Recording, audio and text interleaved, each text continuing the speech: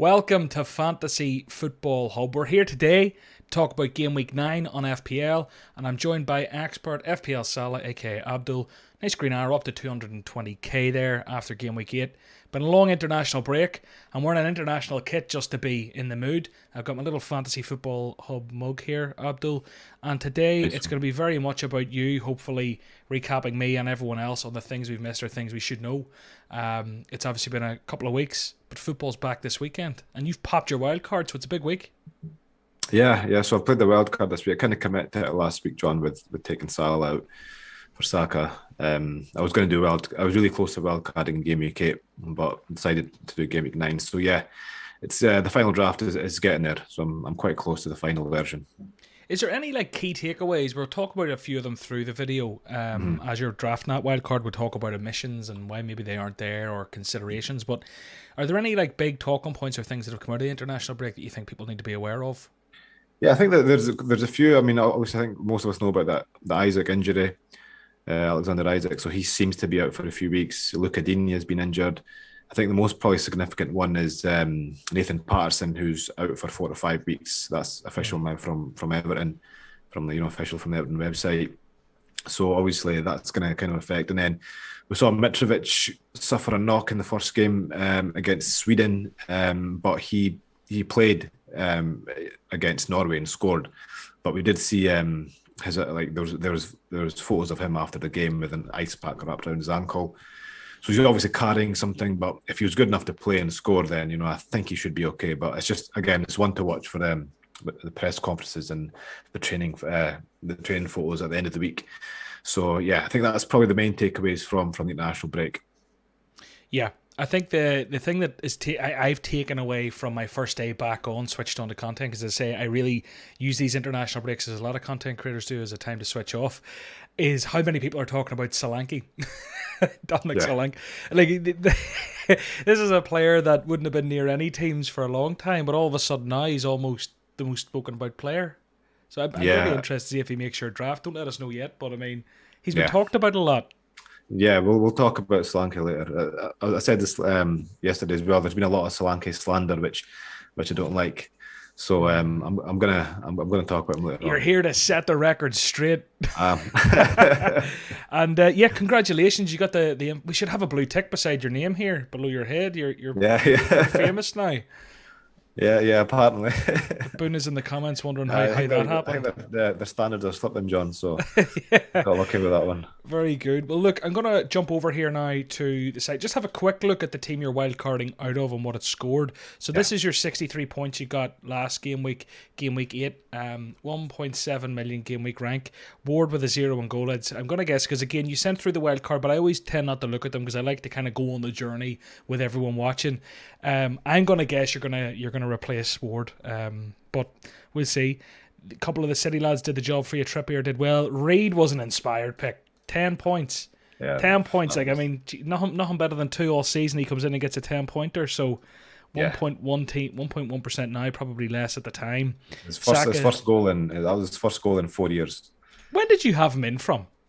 From the start. I've had him in from the start as just like my bench option, because he plays 90 minutes. Didn't expect to play him. It was the first time I'd played him, and then he scored his first goal in 4 years. So that was sweet. That felt really good. I'd say it did, yeah. Saka 9 points is nice as well. Relatively disappointing this season. Martinelli was just the 3, Jesus with 6, and Haaland captain. But in many respects, this is old news. It has been a long international break. A lot of people have probably forgot about this game week and the fixtures and results entirely. But was this wild card was kind of scheduled in? It's not a knee jerk to what's happened over the last week or two. Yeah, it was scheduled in because I was going to wildcard in Game Week 8. It was quite close to wildcarding in Game Week 8, but then I decided to go Game Week 9. So I used my 2 free transfers, obviously. With that in mind, that I was going to wildcard the next game week. So yeah, it was planned for the past few weeks. Very good. Well, look, without any further ado, let's go and have a quick look at the wildcard draft. So the way we do this is we'll build it from back to front, one player at a time. And we'll get up to the forwards because obviously there's a lot going on there at the minute. Even in midfield, there's a lot going on, a lot of decisions to be made. And I think if you're not wildcarding at home, the important thing you can take away here is the players that Abdul is picking and the scouting that's been done, or maybe the reasons why these players are picked. Maybe they're players that can come in and replace some of the dead wood in your team at the minute. So who is your backup goalkeeper? We'll start with the backup goalkeeper. Okay, so the backup goalkeeper is Ward. Ward? Oh, he's staying. Yeah. Okay. Yeah, makes sense. So, yeah, he's 4 million, John. I mean, Leicester have been terrible. He's only had 8 points so far, but there's not going to be. I mean, when you've got a playing 4 million goalkeeper, it's great value, kind of no matter what he's scoring really. So if he's going to be on the bench, you know what I mean. So yeah, Ward is my backup goalkeeper. What's mad is how poor Leicester's defence have been, meaning that he's still 4 million. Do you know, like to have a playing goalkeeper that hasn't rose in value at all because people are jumping ship is mad. So Ward in as the backup. Some lovely fixtures coming up there: Nottingham, Bournemouth, Palace. And who's the starting goalkeeper? So at the moment, I've got Gaita in goal. So Crystal Palace's fixtures are great all the way up until game week 16 when we break off for the World Cup. They do start off with a home game against Chelsea, but if you look at the games after that, they don't get much better. But saying that, the goalkeeper positions is the one that I'm really struggling with in this wild card. That's pretty much my main kind of dilemma in this wild card. I'm really, really unsure with goalkeepers. It's just so just really slim pickings, John. Yeah. I think Pope is a bit too expensive now at 5.2 million. Not sure he's going to be value, up until the World Cup. You've got Pickford and Begovic you can go for, and then you've got Raya from Brentford, who is not really kind of inspiring either. And then apart from that, then you've got the premium goalkeepers, which I don't think are worth it. I'd rather spend the money, in defence and attack. So yeah, that's where I am at the moment with goalkeepers. I honestly could end up with Ward and Emerson again, depending on the rest of my team. So yeah, I'm just really unsure of goalkeepers at the moment. We'll try and play a wee game through this. I have a question for you. How many of your back five will be starting? At the moment, 3. 3. Okay, so I'm going to ask everyone in the comments, get in with the 3 players you think are going to be the 3 starters that Abdul picks here. So comment the 3 absolute nail picks you think that Abdul has. And we'll start with the 2 that aren't nailed, the 2 bench players. Who is the first defender that won't be starting for you? So it's Nico Williams. Yep. I originally had Nico Williams and Patterson as my 4th and 5th defenders, but with Patterson injured, that changed. But Nico Williams, obviously, again, he's 4.1 million. He's a regular starting player, and his attacking stats are amazing. He will get a fair few attacking returns in this season. But again, he's a bench player, and he's one that could kind of help in game week 12 as well. Yeah, he's still high enough on a lot of stats. I think have been pretty disappointing in the last few weeks. I think a lot of people were expecting hauls with particular fixtures, but but he's still only behind Trent when it comes to for XG and XA in the league. So poor team, but individually he's putting up the stats. Yeah, and who did you pick instead of Patterson then? Now with that Patterson injury, just that's it. Yeah, so let's drill that in for everyone listening. If you're just switching back on, if Patterson's one of your budgets, just be aware that he's injured. So who have we gone for?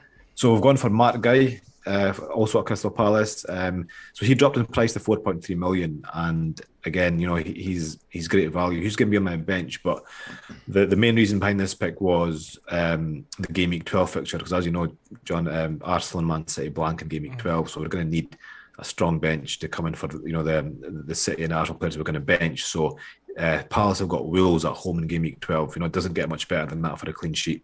So he's in at the moment as my fourth defender, and pretty much only for game week 12, and any kind of injuries that arise with that. Did he score really well last season or something? I remember whenever I was doing all the research over the summer, all the pre-season stuff, rehashing the same stuff every week, budget picks, and this guy's the best player here. He kept popping up, and I forget what it was for. It could have been the most tackles, it could have been the most somethings. He did something very well, because I haven't seen a lot of him this season or considered bringing him in. he's a player in my head that isn't the worst FPL asset. If that makes sense, does that make sense? There's just something. Yeah, There's a reason no, he's in I my mean head. he's nailed to start, but the thing is, he did. I'm sure. I mean, I didn't pick him last season, but I'm sure he was really high up in the bonus. You know, he used to get a lot of bonus points. He did pop up with the odd goal, I think, as well.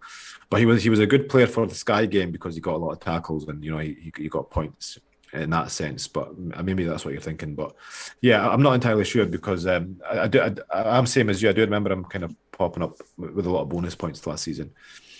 The consensus, and don't give them all away at once, but the consensus in the comments is that you're going to go for Cancelo, James, and Trippier. Now, there's a few Trents in there. I've seen the likes of, who else did I see in there? A Diaz, a couple of others. We've had a question here from I've seen one comment who's got them spot on at the moment. Just one's got them spot on? Just one, yeah. Okay, let's call them out. No, Who got it sorry, right? two. Who got them right? Right, so I'll go with the latest one. So Fayyad Rashid got it right. Okay, Fayyad. Yeah, and we also then ITFKDDAN got it right. Yeah, he got it right, and so did Lem actually.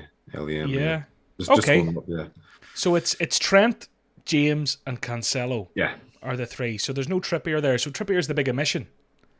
Yeah, because I just think, I mean, Trippier might well still make it into my squad. I'll explain why later on, but at the moment he's not there. I think, you know, he's got the attacking threat, but I don't really see Newcastle's fixtures, you know, that great. I mean, they've got Fulham away next, right? Fulham have been amazing. I don't see them keeping a clean sheet there. Brentford at home is a decent fixture, but, you know, Brentford are like in the top 5 for goals scored this season. They've been really good going forward. And then they've got Man United away, Everton at home, and then Spurs away. So in the next like 5 games, I can only see like, you know, at the max, like maximum 2 clean sheets. But I personally think they'll probably just keep 1 against Everton at home. So that's the reason. But the reason why I'm still considering him obviously is his attacking threat. So yeah, at the moment he's not made it. He's not made it, but I suppose who has made it is Trent, and Trent was someone that was a max exodus out of Trent in the Gameweek 8 wildcarders, myself included. Yep. A lot of us kept budget in the bank to get him back in. You know, it's very hard with Trent, right? Because I don't think anyone can argue, and I am a huge Trent fanboy. There's a shirt on the wall behind me signed by him. Over on Solar, I have a couple of his cards. I have a lot of exposure to Trent and his success in different fantasy games, and I'm the biggest fanboy you'll find is basically what I'm trying to get across. But his defensive abilities have really, really been shown this season. I don't know, in a negative light, you know, there's constant mishaps, flat-footedness, people coming in behind him, being beat to the ball. I remember it was in the opening game week, maybe. Was it the opening game week or game week 2? I can't remember, when Mitrovic scored the header over him, and that seemed to be the start of it.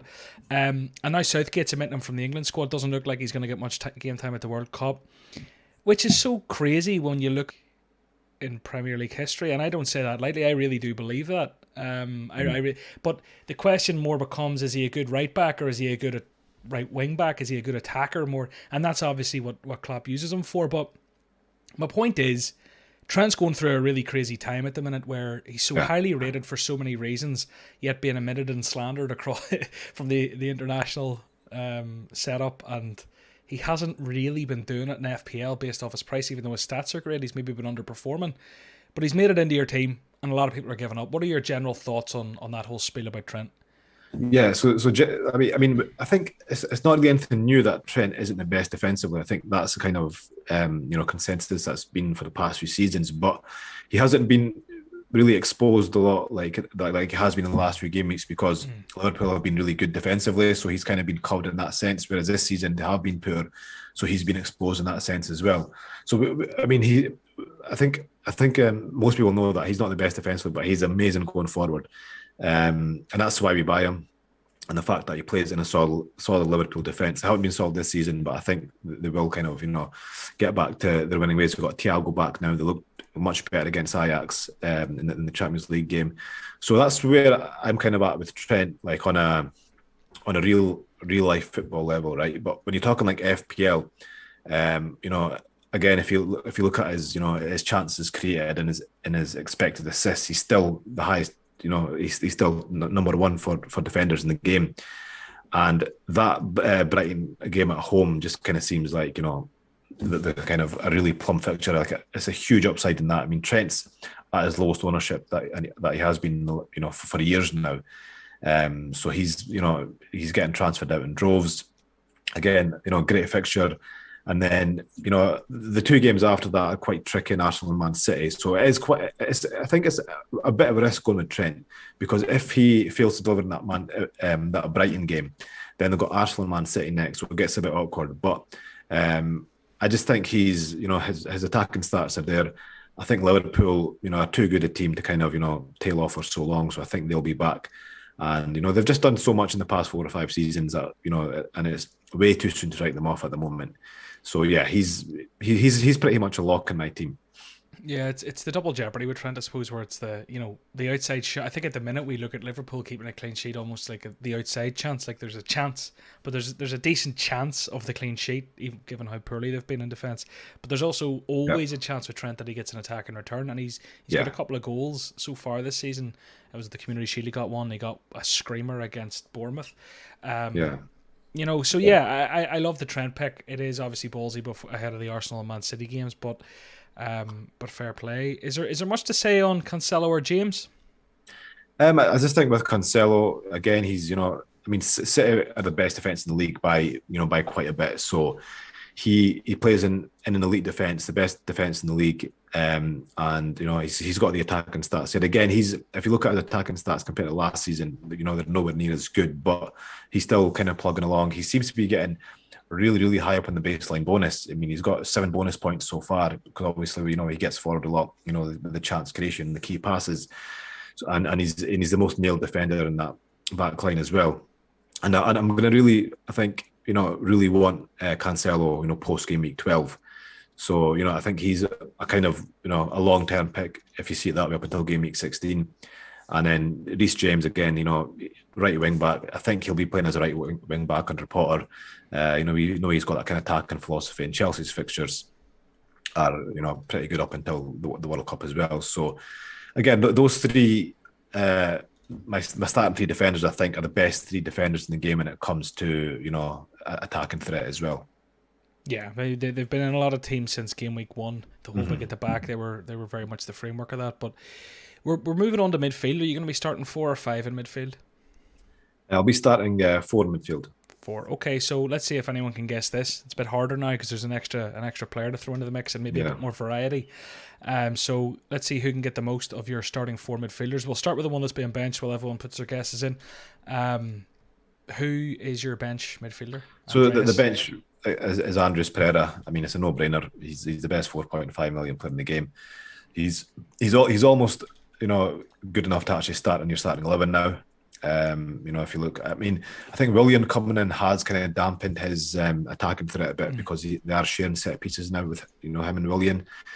But he's still taking corners, he's still taking free kicks, not as many as before, but 4.5 million, you can't complain. Okay, we're going to move on in. I'll read out a couple of the predictions we've got in so far. Maddison, Bowen, Salah and Zaha. Martinelli, Zaha, Maddison and Salah. Yeah. Salah, Martinelli, Maddison, Zaha. Salah, Maddison, Zaha, Martinelli. Just a big mix of those guys. I think that's a bit quite predictable midfield. That That's about right. Let's go through quite a few of them got them spot on. Yeah. Okay, so we'll go for most expensive to least. Salah makes it then, does he? Yeah, of course. Yeah, 100%. Well, your name is FPL Salah, and he is down to 12.9. Yeah, I mean, if I wildcarded last week, John, I wouldn't have had Salah in my team, I don't think. I would have gone KDB, but I think with the Game Week 9 wildcarders, the big difference is going to be Salah and Trent instead of KDB and Trippier. So, yeah, Salah's there for sure. Fantastic fixture, Brighton at home. Again, similar to Trent, his ownership is so low. It's not been this low, for about 4 seasons, I'd say. And, great upside there. And I think a lot of people... most people I'd say 90% of people who wildcard in Game Week 8 didn't have Salah, and I know a lot of them had KDB to Salah planned in this game week, and I know a lot of them are going to be doing a U-turn on that because KDB is still a good option as well. So I think his ownership's going to be a really kind of nice differential set. So Salah's locked in, and it is nice, I think, at this stage in the game to kind of break it up a bit, because everyone was very, very template for a while at the start with the big at the back, and then even in the mid of the game, or the early parts of the game there, maybe game week 3 to 8 there, very still relatively template. But now we've got the breakaway of the 8 and 9 wildcarders, and now there's going to be that transition period where we all kind of come maybe back into the same by about game week 12. Maybe you think people will be targeting based off the blank for City, and that will maybe look more aligned there up until the World Cup, and then after the World Cup it's anyone's guess. But it's nice to see this. We'll have some Salah, some KDB, some Trent, some not. The forward line, bit of difference there, you know, between. It's kind of thrown a spanner in there as well with Isaac, but I think we'll have different squads now for a few weeks, which is nice. Yeah, no, I think it's breaking up more now than ever before. I mean, the first 7 game weeks was madness in the sense of how similar the teams were, and you know how good the teams were. I mean, I made my first transfer in game week 5, which is insane. Just the way the fixtures fell and how FPL priced the players. But yeah, it's good that it's breaking up now. Abdul, 10% of people have liked the video. How does that make you feel inside? Does it make you doubt yourself? Does it make you feel a bit insecure? Should be 100%, I'd say. Just 10%. Click the like button while you're here, guys. Subscribe to Fantasy Football Hub. We've another 3 videos coming before the deadline. Another wildcard draft from the Fantasy Football Hub daddy. You'll know who that is, maybe. Bakar will be on again, I believe, and then the Double Up podcast. In fact, will Bakar be on? I don't know. There's 4 videos coming. You're going to enjoy them all. We've also got, there's the Green Arrow podcast. There's loads coming. I'm just back. I'm still trying to get my head around this schedule, but lots of content to come. So subscribe and like the video. Now, Abdul, who is our second most expensive midfielder?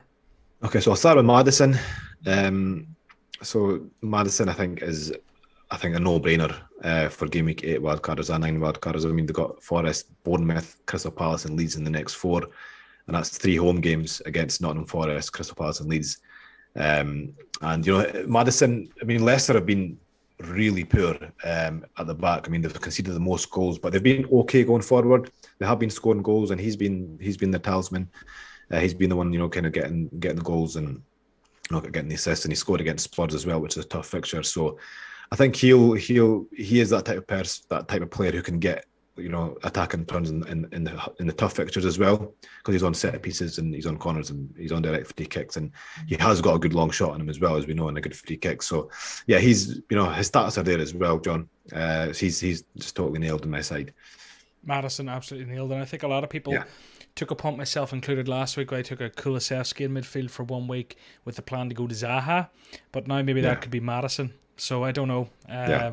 Decisions need made. Who's your third or fourth, midfielder? So it's Zaha. Zaha it is. Again, great fixtures, John. You know, he's playing as kind of the furthest forward. He's on penalties. He's a 90-minute man. Just not much more to be said. You know, great fixtures all until game week 16. Again, he's one of the, you know, the kind of the lock picks in my wild card, and I think he'll do really well up until the World Cup. If you had to pick one of them, Maddison or Zaha, who are you picking? I know Zaha's a wee bit cheaper. I'd go Maddison still. Definitely, I'd go Maddison. I think he's more kind of integral to how Leicester play. He's like, you know, the one pulling the strings, gets goals and assists. And Maddison, you know, is pretty much a kind of a 90-minute man as well. Now he's pretty much been 90 minutes every game, which wasn't really the case last season. But you know, he's kind of think Brendan Rodgers knows that he's too important to kind of you know, sub off early. Very good. You might have made a decision for me. I have a bit of money in the bank, so maybe Kulusevski. Not that I need the money to do that move, but Kulusevski to Maddison could be on the cards. Our fifth midfielder, Arsenal player, I'm keeping. I just think I think Martinelli is disposable. I'm not 100% committed to Martinelli just yet because of that blank in game week 12 and the fact that they've got Spurs, Liverpool and Leeds away in the next 3, so their fixtures aren't great. But if you look at his price point, John, you know, I got him at, you know, at his lowest price point at 6 million, and there's no better kind of options in that price point. So I just think for that reason he stays, and he can easily be benched in game week 12. Yeah, I think that's the thing. A lot of us are hung on to him because of the money we've got built up in him, the value. I mean, there's 0.6 built up there, and it's almost like I was talking to someone today, actually Alex, who makes all the graphics for this video. We're talking about something completely different, and this analogy is probably going to be the worst analogy I've made this year, and by all means lambast me in the comments. But it's almost like the gambler's fallacy here with Martinelli, where it's like we're there, and because of all the value that we've got built up in him, we feel obliged to keep him maybe, when maybe the best decision is just to scrap the value and move on. But because there's that loss, and we're all averse to that loss, maybe we're hesitant to get rid of him purely out of the fear that we'll need to get him back and spend more in the future. Now, that's obviously a huge thing at play here. Yeah, but just on that. Sorry, sorry, go on, John. Sorry, I was going to say, but equally, it could be a good shout. But when I look at it in the next four, Spurs, Liverpool, Leeds, okay, and then a blank, it's kind of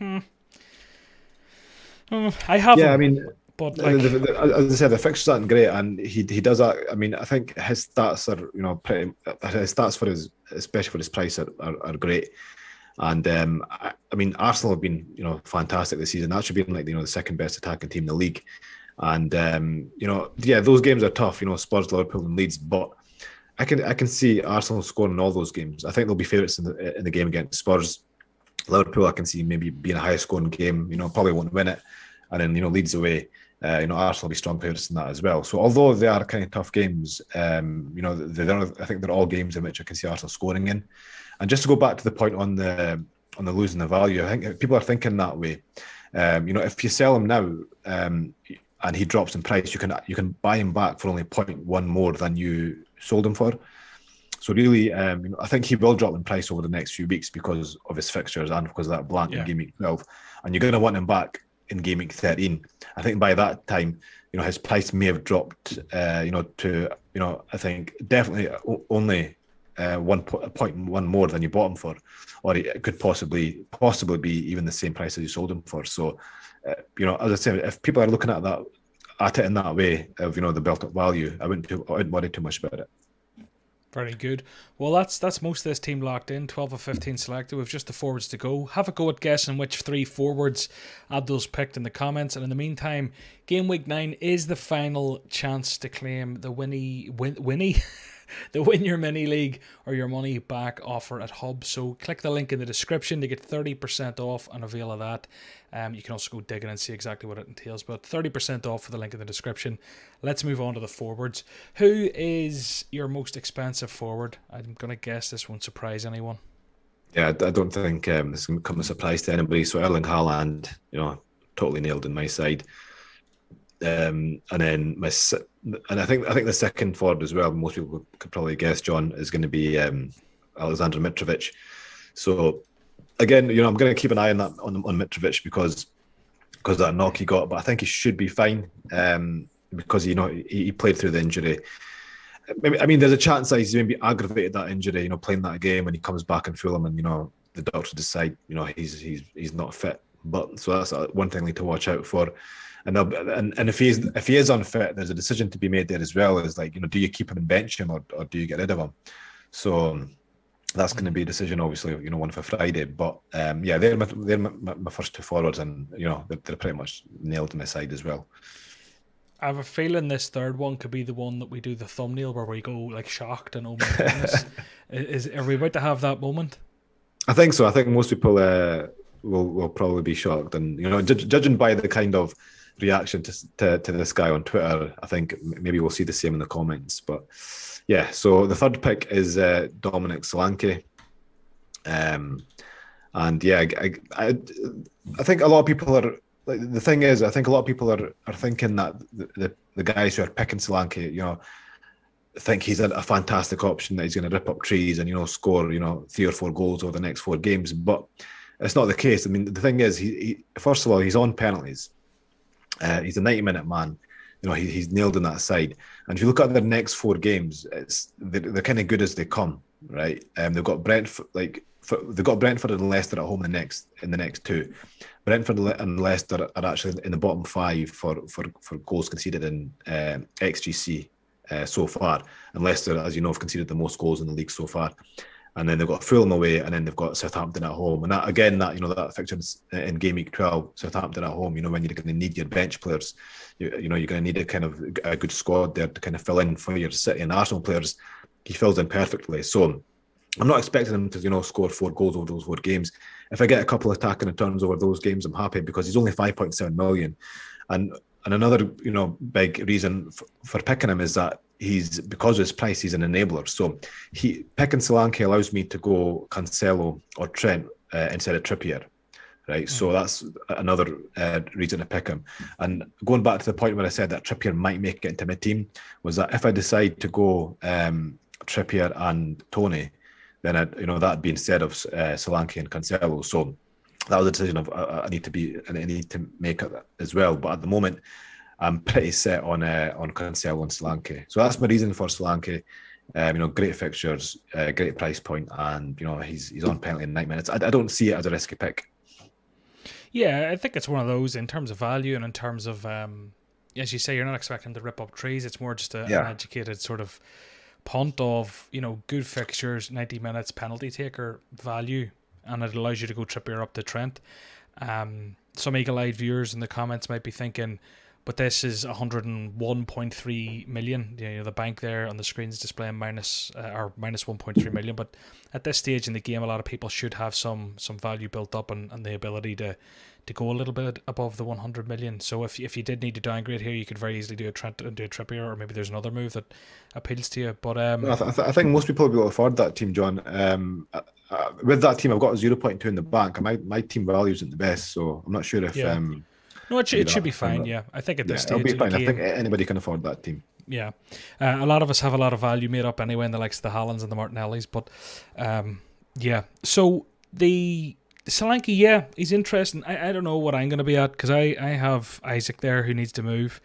Could be Tony. I have a good bit of money in the bank. I could probably afford to go Tony, to be honest. But I'm starting to get a bit scared of Salah and Trent seeing them here again. I kind of want them back. Get my boy Trent back. But this is your current wildcard draft. What we're going to do is we're going to pop it through the My Team tool over on Fantasy Football Hub and see what it generates in terms of team ratings and that. So obviously Haaland will be starting. Andreas will be on the bench, won't he? And Guehi? Yeah. No, I think this week I might start him over Zaha. I'm not sure yet. Okay, so this week, let me see. Who are we going for this week? What does the tool say? I mean, we'll just the tool says Andreas is predicted to score more points than Zaha. We'll go with Andreas then. Okay, based off what the tool says, and I imagine you'll captain Haaland or Salah. Which one? Yeah, that's another one I'm not really sure on yet, John. I just think that's super close. If you look at Salah, Haaland's scoring odds this week, he's actually at 61% to score at any time. Salah's 45%, but as we know that Salah's got the assists, he's got the extra point for a goal. If you look at the models, they're really close as well. So that's one I'm undecided on. Okay, so the Salah and Haaland captaincy, we'll have to wait and see. Haaland is predicted to score more points, so we'll stick the captaincy on him just for the sake of the predictor here. You're predicted to get almost 64 points, a game week rating of 92%, and a team rating looking ahead up to 5 weeks of 95%. So you're set pretty well going forward. 64 points. I like asking this question. Would you take it now, or would you roll the dice? I think I'd take 64 points. Yeah, 64 points. Okay. Well. Yeah. Abdul, that's it, I think. That's your team. That's your wildcard draft. If you're going to make any changes to that or any big decisions, I suppose people can find you on Twitter. Your handle's just below your head. My handle's just below mine. And we'll see you again soon. Thank you. Cheers. Thanks for being here, guys. Drop a like on your way out. Subscribe to the channel for more content. As I say, there's another load of videos before the deadline. And we will see you very, very soon.